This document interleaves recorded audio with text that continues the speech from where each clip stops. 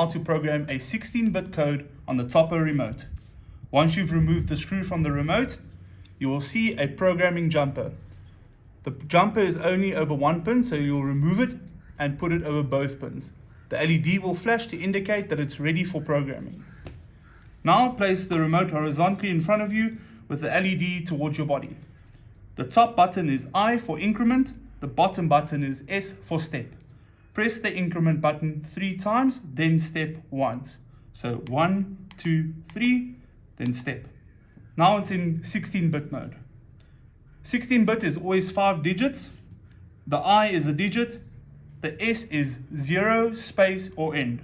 So for now, let's choose the code 1, 2, 4. So I'm going to do 2 zeros, so step, step, then 1, then a space, then 2, then a space, then 4, 1, 2, 3, 4, then end. The LED will flash to indicate that the remote has been programmed properly. Now remove the programming jumper and place it the way you found it with over one pin. So here is a quick visual indication of how the digits and the codes work. Increment, I, is always positive digits except for 0.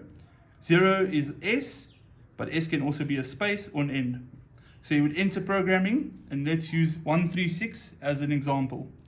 To program the code 136 on the remote, you would press SS, because it has to be 5 digits, so 0, 0, then I for 1, then space, then 3 I's for the 3, then space, then 6 I's for the 6, and then S to end the programming.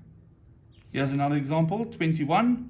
You would do 3 zeros, 2, 1, so that would be SSS, then 2 I's for the 2, then space, then 1 I for the 1, and then S to end. And that is how to program the Topo remote.